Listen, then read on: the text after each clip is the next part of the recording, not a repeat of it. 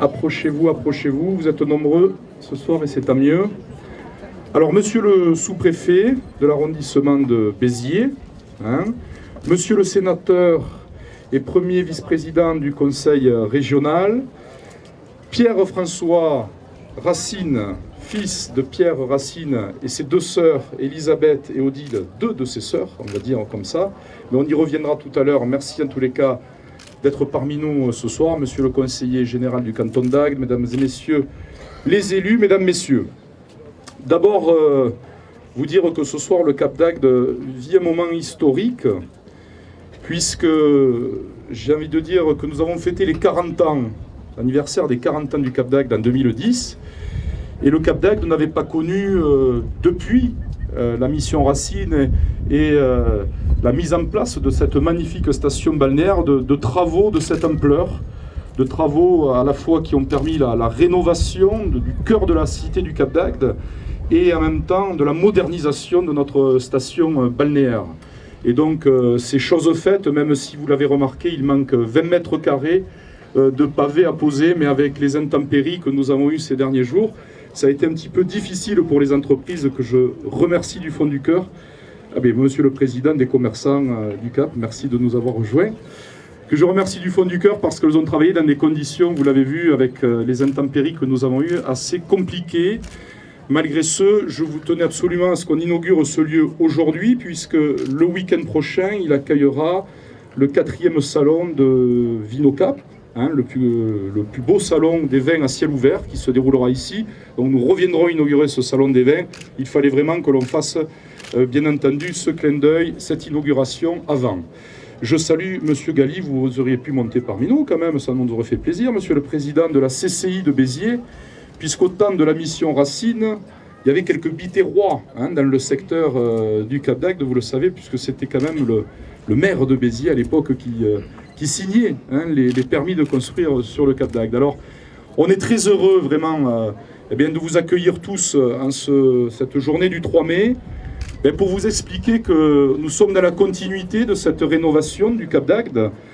Certes, c'est un héritage, j'ai presque envie de dire, un joyau que nous avons en héritage et que nous devons justement, nous toutes et nous tous, non seulement entretenir, mais toujours aller vers plus de qualité, tel que le voulait d'ailleurs Pierre Racine, cette station qui était d'ailleurs une de ses préférées, puisqu'elle est bien entendu tournée vers le piéton, elle est tournée pour la balade, pour passer de bons moments en vacances.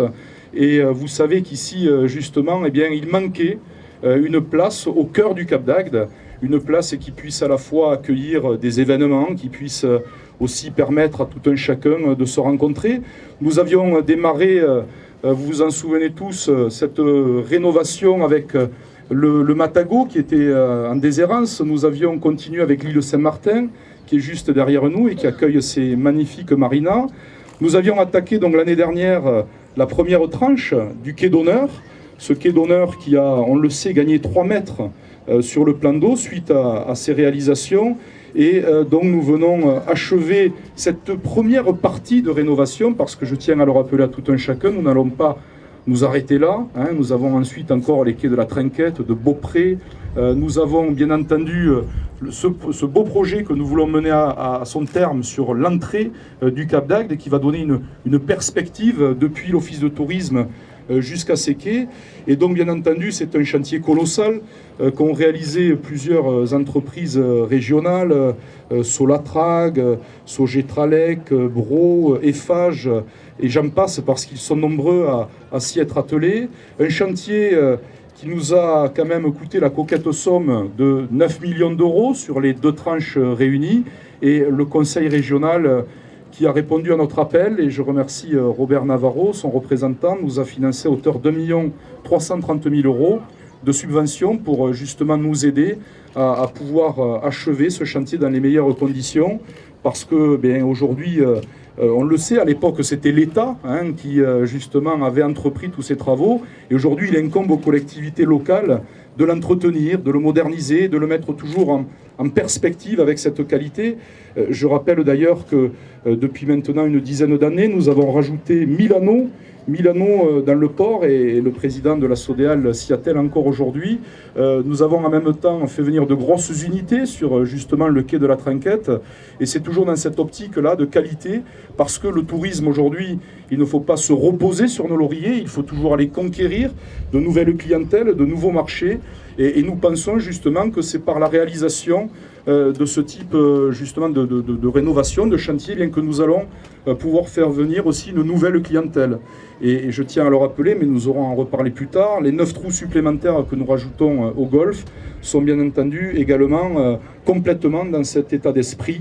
Et nous voulons à la fois rester fidèles à ces pionniers qu'ont été bien entendu tous ceux qui ont entouré Pierre Racine, mais en premier bien entendu ce grand commis de l'État. Nous voulons rester fidèles à cette histoire de nos pionniers et en même temps pouvoir tracer aussi l'avenir de cette station balnéaire, parce que c'est elle qui fournit de l'emploi à nos jeunes. C'est elle en même temps qui fait vivre de nombreux professionnels et de beaucoup de commerçants, de nombreux professionnels du tourisme, qu'ils soient justement loueurs de bateaux, qu'ils tiennent des bars-restaurants. Et en même temps, je tiens à saluer l'état d'esprit dans lequel nous avons réalisé ce chantier, puisque nous avons mis en place un comité de pilotage où nous avons mis autour de la table, bien entendu, les représentants des commerçants, mais aussi les représentants des copropriétés, parce qu'il y a de nombreuses copropriétés autour de cette place, autour de ces quais, avec l'association Notre Cap notamment.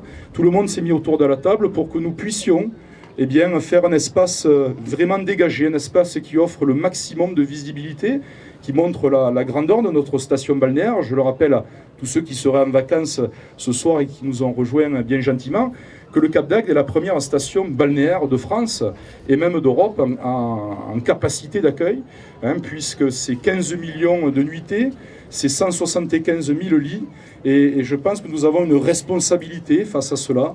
Et donc ce chantier au cœur du Cap d'Agde doit vraiment offrir ce qu'il faudra pour que nous puissions continuer à relever le défi de ces pionniers et de tous ceux qui nous ont montré le chemin. Voilà, donc vous pourrez d'ailleurs constater, nous avons également remis des kiosques, ces fameux kiosques qui vont demain recevoir à la fois les distributeurs de billets, le petit train, les loueurs de bateaux, et qui ont été faits à l'image de la mer, puisque, vous le voyez, c'est une dorade que nous avons sur divers poissons de la Méditerranée. C'est un petit clin d'œil à notre faune sous-marine et qui est très riche également. Et donc, nous pensons que demain, cette place pourra accueillir de nombreux événements. On commence avec Vinocap, Monsieur le Président, mais on va poursuivre. On aura Miss Littoral qui va se dérouler ici. Enfin voilà, des événements qui, je l'espère, vous permettront de les partager avec nous, parce qu'encore une fois, c'est pour vous accueillir, c'est pour respecter justement votre fidélité, parce qu'il y a de plus en plus de gens fidèles au Cap d'Agde, on a de plus en plus de touristes qui sont fidèles à notre station balnéaire, et on espère que par la réalisation de cette esplanade Pierre Racine, nous avons répondu à vos attentes et que nous avons répondu aussi à l'avenir que nous nous promettons pour cette magnifique station balnéaire. Donc j'ai envie de dire, vive Pierre Racine, mais on va aller de ce pas, une fois que le sénateur aura pris la parole, on ira de ce pas dévoiler la plaque en l'honneur de ce grand homme, de ce grand monsieur qui était Pierre Racine, en présence de ses enfants. Donc faites bon usage de cet espace public, il est pour vous. Je vous rappelle que nous avons gagné 2200 mètres carrés sur le plan d'eau. Il a fallu quand même déplacer quelques bateaux, et je remercie tous les plaisanciers d'ailleurs qui ont joué le jeu. 2200 mètres carrés, c'est exclusivement pour le piéton, pour le public, et pour permettre à ce que cette station garde sa grandeur et sa première place en France. Je vous remercie.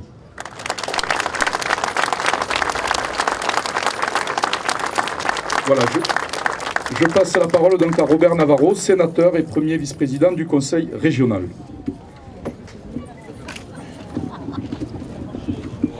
Mesdames et messieurs, Monsieur le maire, cher Gilles, monsieur le sous-préfet, mesdames et messieurs les élus, moi c'est avec beaucoup de plaisir et d'honneur que je viens aujourd'hui représenter le président Bourquin qui m'a demandé de l'excuser, et puis la volonté de l'exécutif régional de participer à cette grande remise à niveau de l'ensemble des outils structurant le territoire de Languedoc-Roussillon. Vous savez, il y a deux façons d'aborder l'avenir. La première des façons, c'est de dire oui, on est dans le marasme, oui, la mondialisation est mauvaise, oui, nos problèmes c'est la faute des autres, de Bruxelles, de l'étranger, du voisin, jamais de nous. Oui, la conjoncture est difficile, mais moi je crois que si on sait, mesdames et messieurs, mettre l'argent public, notre intelligence et notre énergie collective, et Pierre Racine et d'autres, dans des périodes aussi compliquées qu'aujourd'hui, nous avons montré le sens du chemin. Si on sait faire preuve d'abnégation, de sens et de volonté de l'intérêt général, de mettre toutes les intelligences et toutes les énergies au service du pays, comme on l'a fait au travers de ce dossier, mais je crois que progressivement, des solutions sont possibles. Nous avons en Languedoc-Roussillon plusieurs axes de développement qui peuvent rapporter de la richesse. Le premier, et j'en suis très heureux, c'est la viticulture. Oui, mesdames et messieurs, la viticulture à l'export rapporte de l'argent à notre pays. En plus de faire vivre dans notre région d'innombrables familles, elle rapporte de l'argent à notre pays. Oui, les Airbus rapportent de l'argent, mais ça n'impacte pas trop le Languedoc-Roussillon. Pour ce qui est du Languedoc-Roussillon, une autre richesse est à notre portée, c'est le tourisme. Pierre Racine nous a montré la voie. Des stations ont été mises en place il y a déjà 50 ans cette année. À nous maintenant de les remettre à un niveau supérieur pour que, oui, d'innombrables personnes encore aient envie de venir passer leurs loisirs et leurs vacances en Languedoc-Roussillon. Aussi, la région Languedoc-Roussillon, avec l'exécutif régional, sera un soutien à tous les projets qui permettront de faire venir de la richesse et au travers de la richesse de l'emploi en Languedoc-Roussillon. Oui, mesdames et messieurs, moi qui ai en charge les grands projets, d'abord sous l'ère de Georges Frêche et puis maintenant du président Bourquin, oui, les investissements en TGV sont très lourds. Oui, l'argent que l'on met dans nos ports à 7 à Port-la-Nouvelle, ça fait beaucoup de volume financier. Oui, ce que l'on met dans les voies navigables, c'est de l'argent, mesdames et messieurs, et des investissements importants. Mais c'est en structurant notre territoire sur des vecteurs qui demain peuvent faire venir de la richesse, de l'économie chez nous et créer de l'emploi qu'on arrivera à rester debout, à rester digne et à trouver des solutions aux problèmes qui se posent dans notre pays, à notre région. C'est pas de l'Europe que nous avons sacrifié tous de façon collective par notre incapacité à donner un cap et à jouer collectif que viendra la solution malheureusement dans les 10 ans qui arrivent. Mais nous en sommes tous responsables. C'est pas du pays qui est au 25e dessous de façon financière et durable. Et là aussi, nous sommes tous collectivement responsables. C'est pas la faute à l'un ou à l'autre. Une fois qu'on a dit ça, nous avons la capacité, avec nos moyens, avec notre imagination, avec notre travail, à redresser la tête et à structurer un avenir à nos enfants et à nos petits-enfants. Voilà l'enjeu. Il faut que dans les 5 ou 10 ans qui arrivent, tout l'argent public, ainsi que l'argent du privé qui voudra l'accompagner, aille vers le développement économique. Oui, mesdames et messieurs, d'un point de vue culturel, sportif ou autre, bon nombre d'installations devront attendre quelques années. Moi, je crois que notre priorité actuellement, c'est de tout mettre comme argent public sur des investissements qui vont rapporter progressivement de la richesse et de l'emploi dans cette région. Il n'y a que comme ça que nous amènerons des solutions durables aux problèmes qui se posent à nous. Et le problème principal, c'est le chômage. Pierre Racine, dont je remercie la famille d'être là, l'avait compris. C'est en structurant des grands projets qu'on fait venir de la richesse et de l'emploi dans une région. Ce projet que la région a aidé, le projet de la ville d'Agde et du maire Gilles Détor, fait partie de cet ensemble-là. Et c'est avec grand plaisir et surtout avec loyauté que la région a accompagné ce projet. Merci beaucoup, mesdames et messieurs, de votre écoute.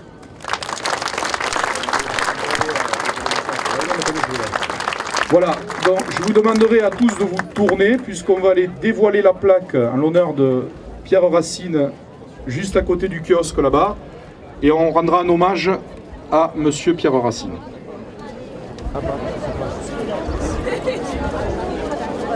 Allez, venez, monsieur le sous-préfet, monsieur Navarro, voilà, allez, mettez-vous tous les trois devant moi, là, voilà, allez. Monsieur le sous-préfet avec monsieur.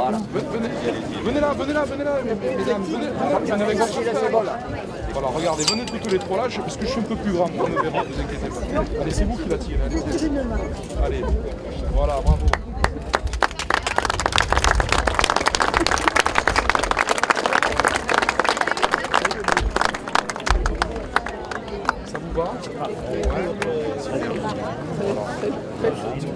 C'est épuré, c'est sombre. Ça y est.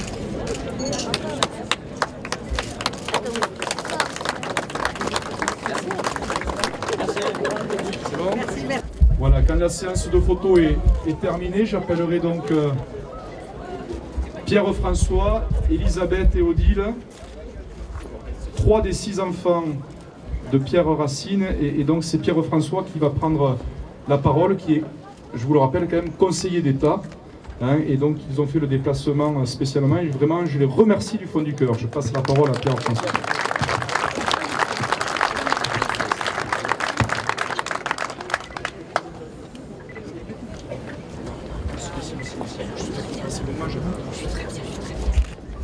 Monsieur le maire, monsieur le vice-président du conseil régional, monsieur le sous-préfet, mesdames et messieurs, au nom des 6 enfants de Pierre Racine, dont 3 ont la bonne fortune d'être présents aujourd'hui, je tiens à vous remercier, ainsi que votre conseil municipal, de l'hommage rendu par la commune à notre père, ainsi que de l'hospitalité qui est la vôtre. Les mots de Languedoc, de Roussillon, la Grande Motte, Cap d'Agde, le cap de Barcarès, Gruissant, pour ne citer que quelques-unes des stations, sont en effet pour nous 6 des mots magiques, des petites madeleines, qui nous renvoient à notre jeunesse ou à notre adolescence, lorsque notre père, qui venait de quitter de passionnantes mais épuisantes fonctions de directeur de cabinet du Premier ministre à la fin de la guerre d'Algérie, a pris la tête de ce qui était à l'époque un objet administratif non identifié, une mission interministérielle chargée d'aménager pas moins de 180 km de côte française. Mission qui paraissait impossible, et c'est d'ailleurs le titre que notre père a donné à ses mémoires, et dont nous vous avons apporté, monsieur le maire, un exemplaire appelé à figurer dans votre bureau. Seulement 50 ans nous séparent de cela, presque, puisque la mission a démarré un 18 juin, mais c'était avant la décentralisation, autant dire il y a un siècle, ou dans un autre monde, celui où l'État pouvait, en dernier ressort, décider seul de l'aménagement de côtes relevant de 4 départements et de nombreuses communes. Pourtant, l'État, c'est-à-dire la mission, se garda bien d'imposer toujours ses choix et dans bien des occasions respecta la volonté des élus. Une anecdote en est l'illustration pour le Cap d'Agde. Alors que l'architecte de la station, Jean Le Goutteur, auquel hommage doit être également rendu, penché pour des toits en terrasse, c'est-à-dire pas de toit, le maire de Béziers, alors président de la Société d'aménagement du Cap, Pierre Brousse, que j'ai eu la chance de côtoyer au Conseil d'État, plaida avec tant de vigueur pour des toits méditerranéens en tuiles romaines et une pente douce, que notre père, qui était pourtant très sensible aux suggestions de l'architecte, lui donna raison. Au travers des expériences que faisait notre père et des récits qu'il nous en donnait, du moins lorsqu'il rentrait à Paris, parce qu'il était très souvent à l'époque dans le Languedoc, nous ne le voyions pas beaucoup, nous avons donc nourri pour cette région une affection particulière, confortée par les nombreux séjours de vacances que nous avons passés sur la côte languedocienne, et nous sommes heureux de vous le manifester. Le soin qu'il a pris à faire partager cette aventure ne s'est pas limité à ses enfants. Presque tous ses petits-enfants ont eu la chance de découvrir sous sa houlette une nouvelle station. Qui plus est, en tant que conseiller municipal d'une petite commune de l'Essonne et de président d'un district intercommunal, il organisa, à une époque où ce n'était pas si courant, et pendant plusieurs années, des voyages de découverte pour les enfants des écoles, et nombreux sont ceux qui ont gardé un souvenir enchanté de leurs escapades languedociennes. Mais surtout, il faut mettre en lumière la prédilection particulière que notre père avait pour le Cap d'Agde, le fleuron de la mission, disait-il, en raison en particulier des liens d'amitié qu'avec notre mère il avait tissé de bonne heure avec un enfant du pays, à qui avait été confiée la direction de la société chargée d'aménager la nouvelle station, la Sébli. Beaucoup parmi vous auront sûrement reconnu la figure de Jean Miquel, prématurément disparu, et notre père prononça avec une très grande émotion, un jour de 1985, l'éloge funèbre dans son village natal du Minervois. En reconnaissance de l'œuvre accomplie, le nom de Jean Miquel a d'ailleurs été donné au quai d'honneur. Et avec l'inauguration aujourd'hui de l'esplanade Pierre-Racine, les voici en quelque sorte rassemblés ici-bas. Et nous sommes convaincus que si notre père pouvait observer la scène, il en serait très heureux. Ce que fut l'aventure de la conception, de la réalisation du nouveau Cap d'Agde est trop connu pour être à nouveau rappelé. D'autres seraient beaucoup plus qualifiés que nous pour le faire. Et d'ailleurs, il existe une très belle brochure, une aventure agatoise, où se trouve toute cette histoire. Ce qui nous frappe aujourd'hui, alors que nous découvrons le nouveau village de la station, n'est pas tant la permanence des lieux aménagés dans les années 70, c'est aussi l'important effort d'entretien, de modernisation, de rénovation et d'embellissement du site entrepris par la commune sous votre direction. Notre père a eu le privilège de faire naître la station du Cap d'Agde. Il serait particulièrement heureux de savoir que les générations suivantes ont repris le flambeau d'un aménagement qui reste à la mesure de l'homme. La commune d'Agde doit, je crois, à ses origines grecques, son nom qui signifie bonne fortune ou bonne chance. Que pouvons-nous souhaiter de mieux à la commune et à ses habitants? Au nom des enfants de Pierre-Racine, je vous remercie très chaleureusement de nous avoir associés à cette manifestation et de nous avoir permis d'y prendre la parole.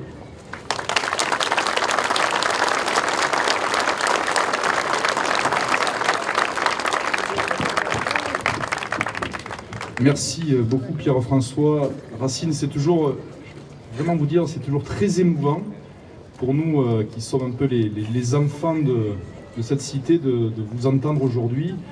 Tant le nom de votre père résonne un petit peu comme un héros dans la mémoire collective.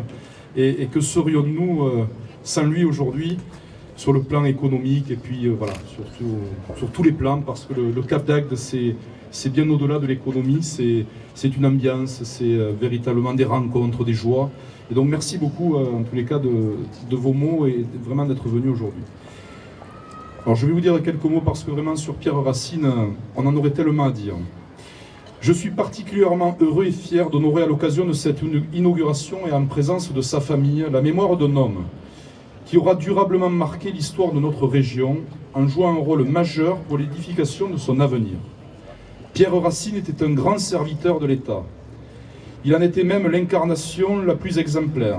Il partageait cette passion du service public avec Michel Debré, dont il fut l'ami et le plus proche collaborateur durant de nombreuses années. Les deux hommes s'étaient connus au Conseil d'État, puis à la Libération, avaient contribué ensemble à la création de l'École nationale d'administration, l'ENA, dont Pierre-Racine fut longtemps le directeur. Et c'est tout naturellement qu'en 1959, Michel Debré, nommé par le général de Gaulle, Premier ministre, fit appel aux qualités exceptionnelles de Pierre-Racine pour l'aider à accomplir sa mission au sommet de l'État. Durant 3 ans et 3 mois, Pierre-Racine coordonna aux côtés de Michel Debré et en qualité de directeur de cabinet l'action d'un gouvernement qui fut certainement le plus réformateur de l'histoire de la Ve République. La France connaissait à l'époque une crise de régime et les enjeux qu'elle devait affronter étaient multiples et variés. C'est ainsi que le gouvernement de Michel Debré mit fin à la guerre scolaire, créa le nouveau franc, réorganisa le système judiciaire, mit en place les centres hospitaliers universitaires et lança les grands projets industriels qui allaient permettre la modernisation du pays. Michel Debré dira dans ses mémoires de Pierre-Racine qu'il était l'âme de son cabinet et, pour tout dire, un autre lui-même. En 1962, Georges Pompidou remplaça Michel Debré à la tête du gouvernement et c'est peu après que le général de Gaulle décida la création de la mission interministérielle pour l'aménagement du littoral du Languedoc-Roussillon, dont il confia la direction à Pierre-Racine. Le général avait eu largement l'occasion, durant les années précédentes, de juger la valeur d'un homme qui réunissait toutes les qualités pour accomplir ce que Pierre-Racine qualifiera lui-même dans ses mémoires de mission impossible. Il s'agissait, je vous le rappelle, de capter les flux de touristes européens qui chaque année traversaient notre pays pour aller séjourner sur la Costa Brava. La mission consistait donc à transformer une région, la nôtre, dont le littoral était bien souvent marécageux et envahi de moustiques, en une destination touristique au rayonnement international. Il fut ainsi décidé de donner naissance à 6 stations balnéaires, Port-Camargue, la Grande Motte, Gruissant, Port-le-Cat, Port-Barcarès et naturellement le Cap d'Agde. Durant plus de 20 ans, en tant que président de la mission interministérielle, puis à la tête du syndicat mixte d'aménagement touristique du Languedoc-Roussillon, Pierre Racine va consacrer une large partie de son action publique à l'accomplissement d'une œuvre qui sera, n'en pas douter, celle de sa vie. Il avait, cela transparaît dans ses mémoires, une affection particulière pour le Cap d'Agde, dont il appréciait, lui, le Méditerranéen, l'organisation urbaine avec ses placettes à l'italienne et ses rues piétonnes. Il suivit son édification de près, travaillant en étroite collaboration avec Jean Miquel, le directeur de la CEBLI, et Jean Lecouteur, l'architecte en chef dont il appréciait les qualités d'urbaniste. Aujourd'hui, le Languedoc-Roussillon est devenu, cher Robert, la 3e région touristique de France, une activité qui représente 15% de son PIB, et le Cap d'Agde, la première commune touristique par ses capacités d'accueil, comme je vous le disais tout à l'heure, avec ses 15 millions de nuitées chaque année. C'est pour une large part le fruit du travail accompli par Pierre Racine et les équipes qui l'ont accompagné tout au long de ces années. Il nous appartient désormais d'être à la hauteur de l'héritage qu'ils nous ont laissé, en mettant en œuvre à notre tour les projets dont notre destination a besoin pour continuer à se développer et être toujours plus attractive. En baptisant la nouvelle esplanade du centre-port du nom de Pierre Racine, nous établissons symboliquement un pont entre le passé et l'avenir, qui vient souligner l'impérative nécessité que nous avons d'entretenir cet esprit pionnier, sans lequel rien de grand ne se réalise. Monsieur Racine, l'aventure du Cap d'Agde continue. On vous remercie.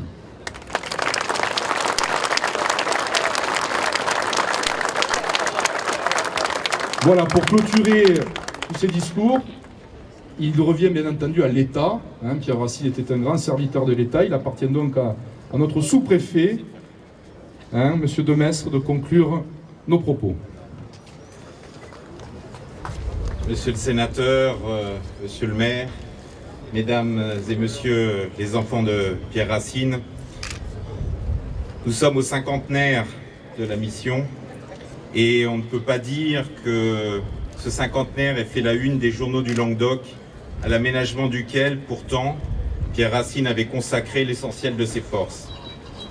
La discrétion de l'homme ne devant pas rester celle de l'hommage public, il est heureux que nous puissions célébrer ensemble l'homme et son œuvre, et je tenais à vous en remercier, monsieur le maire. Cette magnifique journée, par ce beau soleil et cette proximité de la mer, doit nous rappeler que, né à Tunis, Pierre Racine est resté toute sa vie attaché à l'Afrique du Nord et à l'espace méditerranéen. Mais pouvoir se consacrer à cet espace et surtout y laisser une si forte empreinte a d'abord nécessité d'accomplir un parcours professionnel exemplaire. Vous l'avez souligné, monsieur le maire, sa proximité avec Michel Debré, sa carrière exemplaire au sein du Conseil d'État lui ont permis de, une fois la douloureuse épreuve algérienne refermée, de trouver une nouvelle mission à la mesure de ses qualités humaines et intellectuelles exceptionnelles.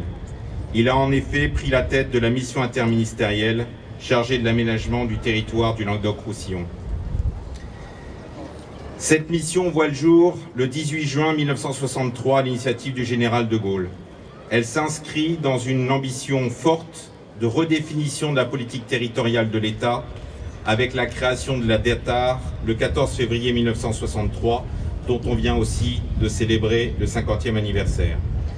Elle constitue un pari audacieux pour l'État qui souhaite structurer la côte languedocienne en la dotant d'infrastructures capables de retenir les touristes de l'Europe du Nord. Le plus souvent appelée Mission Racine, elle planifie ex nihilo de nombreuses stations qui ont été citées tout à l'heure. Elle concentre les équipements touristiques sur quelques points et préserve ainsi, entre ces points d'ancrage, de vastes espaces naturels. Cette conception innove et impose, avec les ruptures d'urbanisation et les coupures vertes, l'urbanisation limitée en continuité des zones déjà urbanisées. Des principes qui seront repris 20 ans plus tard par la loi littorale. Pour ce faire, des milliers de mètres cubes de sable et de vase seront déplacés, d'immenses apports en terre arable seront effectués, suivis du creusement des bassins, de la création de jetées et des premières marinas. C'est en fait tout le littoral languedocien qui s'est métamorphosé sous l'impulsion de Pierre Racine et des pouvoirs publics. Jamais, auparavant, l'État ne s'était engagé directement avec une telle ampleur. Le 1er août 1964, Paris Match titre « Voici la Floride de demain » et salue la transformation de grève déserte en station futuriste. La mission a donc réussi au-delà des espérances de ceux qui l'animaient. Il n'est pas exagéré de parler d'une œuvre immense. 45 ans plus tard, la réussite économique est palpable, les chiffres parlent d'eux-mêmes. Le Languedoc-Roussillon est la 4e région touristique de France. Donc voilà, on discute avec Monsieur le maire sur les chiffres. Dans les années 2001 à 2006, l'État s'est investi aussi, en même temps que les collectivités locales, pour créer une nouvelle mission interministérielle d'aménagement du littoral, afin de prendre en compte de nouveaux enjeux liés à la réhabilitation des milieux naturels, la protection du trait de côte, la réhabilitation de sites emblématiques et définir un programme ambitieux de développement en partenariat avec ces mêmes collectivités. Ce programme donnera lieu, avec l'aide de celle-ci, à plus de 100 millions d'euros de travaux dans le cadre du contrat de plan État-région. Ce travail doit être poursuivi, vous l'avez souligné, Monsieur le maire. La demande touristique a changé. Il faut adapter les réponses, moderniser les infrastructures, relever le défi de la qualité et de l'allongement de la saison touristique, faire aussi cohabiter les populations installées à l'année et les vacanciers. Autant de défis qui renvoient des compétences aujourd'hui décentralisées à des politiques de planification, mais aussi de protection contre le risque de submersion marine et d'érosion. L'État continuera d'accompagner les maîtres d'ouvrage comme il l'a fait précédemment, non seulement en finançant des projets exemplaires, mais aussi en apportant un appui et un conseil aux collectivités, tant sur le plan réglementaire que technique. Mais au-delà de cette ambition que nous portons collectivement, permettez-moi d'ajouter un mot plus personnel. Hier soir, j'évoquais l'œuvre de Pierre Racine avec des amis et j'expliquais pourquoi elle me touchait profondément. Avec la fin de la guerre d'Algérie et de l'Empire, c'était aussi symboliquement la fin d'un long cycle de lutte pour supprimer des atlas, ces fameuses terra incognita, et les remplacer par des noms de villages, de sites naturels et d'infrastructures destinés à les mettre en valeur. Cette œuvre accomplie essentiellement en Afrique, il revenait aux habitants d'en gérer seul l'avenir. Le littoral dans notre région, à cette époque, était aussi une sorte de terra incognita. Et l'État rejouait sur le sol métropolitain ce rôle de découvreur et d'aménageur, et ce avec une force et une ambition redoublées. Ici aussi, l'œuvre accomplie, il convenait d'en remettre la gestion à ses habitants. La décentralisation l'a alors permis. Il n'y a donc pas de nostalgie chez le fonctionnaire d'État que je suis, ni pour la force de l'ambition portée, ni pour celle des pouvoirs offerts pour la mettre en œuvre, ni même pour la puissance des moyens déployés, mais simplement un très profond respect devant les succès de cette lutte pour l'aménagement de la dernière terra incognita de France métropolitaine et un sentiment puissant du devoir accompli par ce grand serviteur de l'État qu'était Pierre Racine. Je vous remercie.